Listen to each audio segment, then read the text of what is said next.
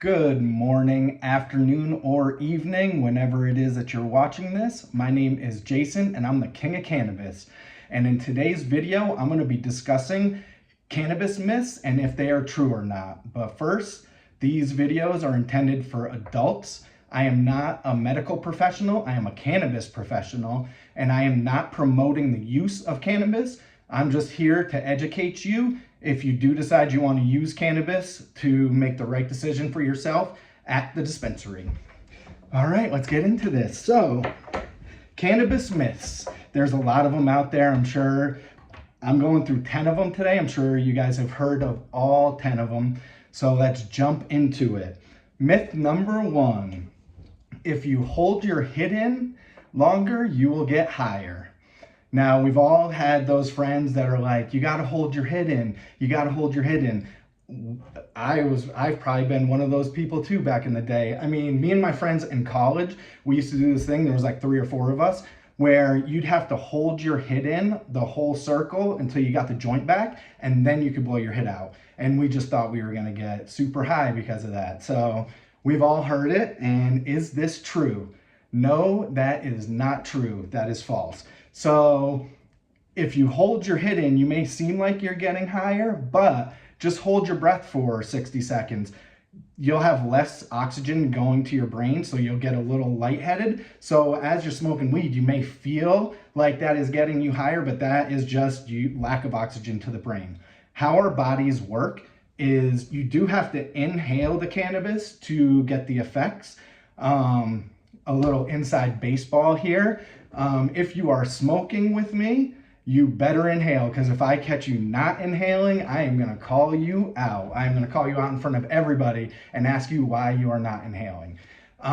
Because why smoke if you don't inhale? You want to get high, you got to inhale. So, all right. So how our bodies work is our lungs have sacs. So as you inhale the cannabis, those lung sacs fill up. As soon as that smoke hits the outside of those sacs, that membrane of those sacs, it immediately goes into your bloodstream. So as soon as you take your hit, it's going into your bloodstream. So you can literally inhale and exhale immediately as soon as you get it in your lungs, and you're going to get just as high as the person who's holding it in for 20 seconds. It's going to affect you the exact same. So that cannabis myth is false. Number 2. Cannabis makes you lazy. Again, we all have heard people say, I don't smoke cannabis because I have shit to do and I don't want to be lazy. So is this true? Does cannabis make you lazy? No, it does not. That is a false myth, because if you are a lazy person to begin with, you're going to be lazy when you smoke. It basically just enhances how you are as a person already. So if you're like very do-shitty and you're hustling around, you're moving around, cannabis is not going to prevent you from doing that. You're going to be just as do-shitty and running around as you would be if you're not high. So it's just, if you're a lazy person, you're gonna be lazy. Now, granted, you can find heavy indicas that will give you couch lock and that will like make you sleepy. But even on those, if you have shit to do, I mean, most of the people that I know only smoke indicas all day. So, and they're not lazy, they're moving around. So that myth is false. That is a false myth. If you are a lazy person, you're gonna be lazy on cannabis. It's not the cannabis making you lazy. All right, number 3. You don't get high your first time. We have heard this too, like you smoke your first time, oh, you're not going to get high your first time, don't even worry about it. That myth is false. You do get high your first time because you are inhaling it, your lung sacs are filling up, it is getting into your bloodstream and then to your brain, so you are getting high. It's just before you smoke for your first time, you have this thing in your mind of what that high is going to be, because you've never had it before. So when it does it, it's not like where you see on movies where you can't like talk, you've seen drunk and all that, and you don't feel like that your first time. You're gonna think that you didn't get high, but you did get high. It's just the high is different than what is perceived, on television and stuff. All right, so that is also false. Number 4, cannabis affects your memory. This one is true. Cannabis does affect your memory. There are lots of studies out there that show that heavy cannabis use really affects your short-term memory. Like, it will give you short-term memory loss. Anybody who is a heavy smoker knows that you'll be like trying to think about stuff you did last week and certain specific moments, and you can't remember it. And you're like, why can't I remember it? But you can remember 10 years ago. That is because the cannabis does affect short-term memory loss. So that is true, 100% true. Cannabis does affect your memory. Number 5, cannabis causes lung cancer. You would think, cannabis smoke, anything in your lungs smoke can cause lung cancer. But in my research, I couldn't find one single evidence of somebody who just smoked cannabis and not cigarettes, not crack, not any of those things, or drank a lot of alcohol. They just did cannabis and nothing else, that ended up getting and dying from lung cancer. I just couldn't find it. I mean, maybe there is some out there, but it would make sense because a lot of cannabinoids in cannabis, such as THC, CBD, CBC, CBN, they all have like anti-tumor effects, and we all have bad cells in our body. So if you're consuming THC, CBD, CBC, CBN, CBG regularly, if one of those bad cells pop up in your body, the cannabis, those cannabinoids are gonna kamikaze attack that one bad cell and kill it and keep all the healthy cells around it healthy. So I would say that cannabis myth is false, that cannabis does not cause lung cancer. Of course, you can comment down below if you think I'm wrong, and you can lead me in the right direction of any story or anything that you can find that shows that somebody who just smoked cannabis got lung cancer, and I will definitely look into it.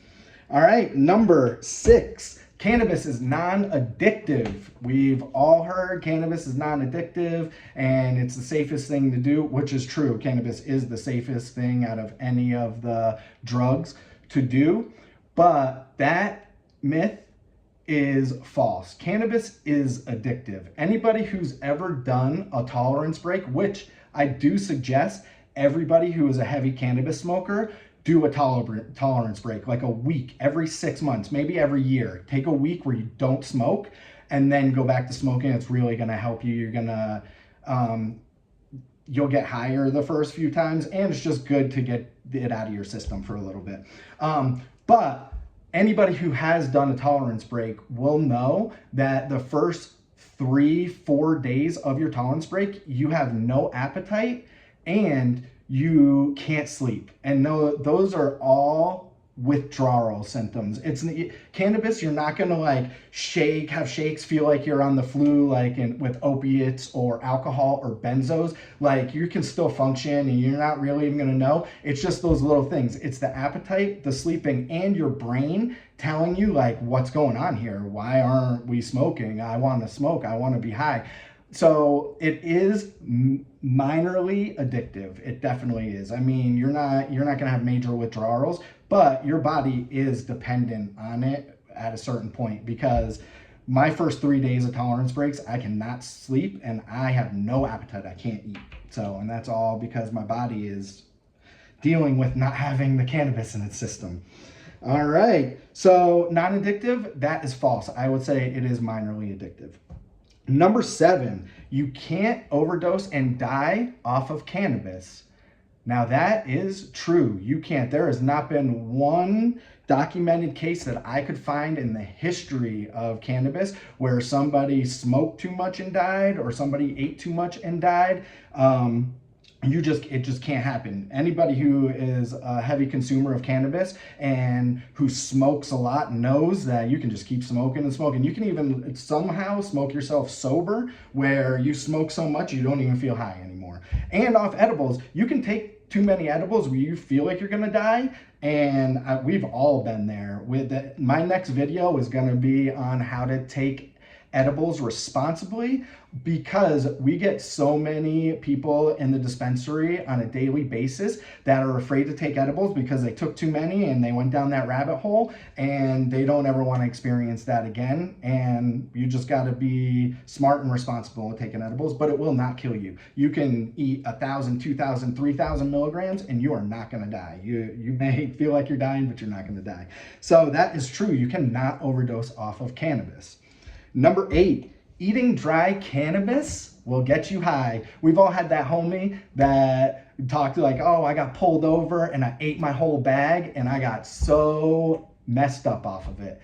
And that is false. You cannot eat your dried cannabis flower and get high, because how the cannabis plant works is you have to heat that dried cannabis flower up to 220 degrees Fahrenheit for that THC in it to be activated. The psychoactive cannabinoid in there, that has to be activated for you to get high. So it's got to be heated to 200. And that's why a lighter, or if you're like making your own edibles and butter, which I'm going to go make a video about that as well, you got to decarbonate your flour. You got to put it in the oven at 250 degrees for so long to activate that THC.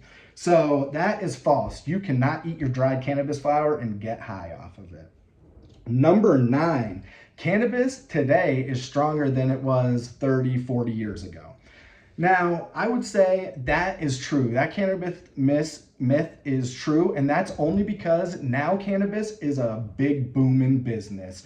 And now people are learning different ways, different techniques to get the flower more potent.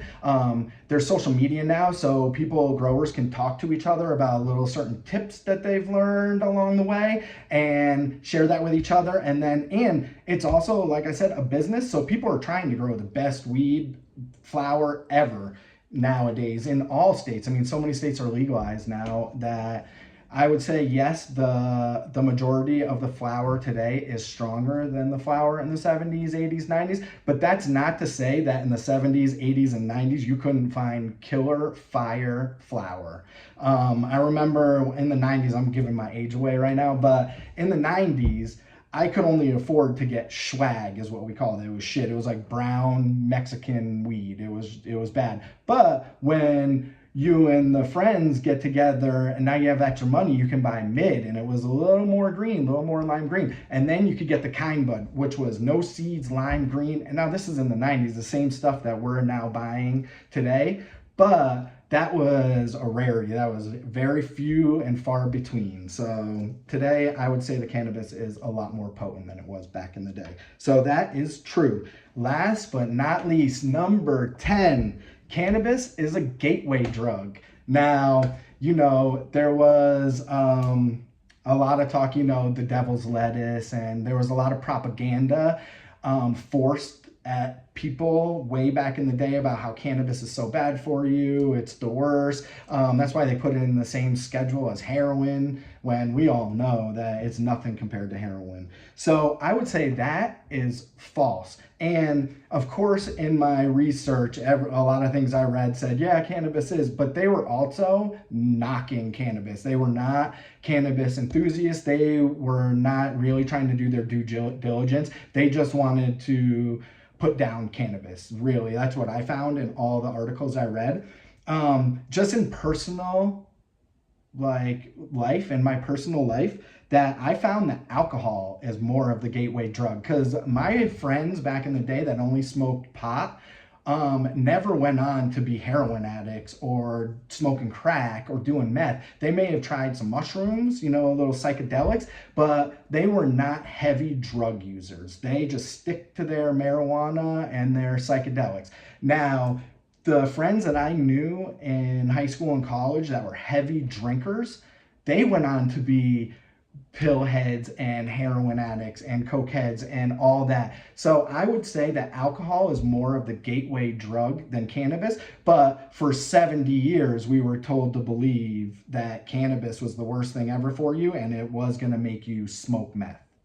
So of course today there's still those old heads that still think that way. But I think that is a false myth, and that cannabis is non-addictive. Again, if you disagree with me, just put a comment in there and tell me why you think so. But that is the video for today, the 10 cannabis myths. A lot of them were untrue. There were a few true in there, but I hope you like this video. Please like, comment, and subscribe. And always remember that positive thoughts equal positive results. And I hope you stay elevated. Until next time.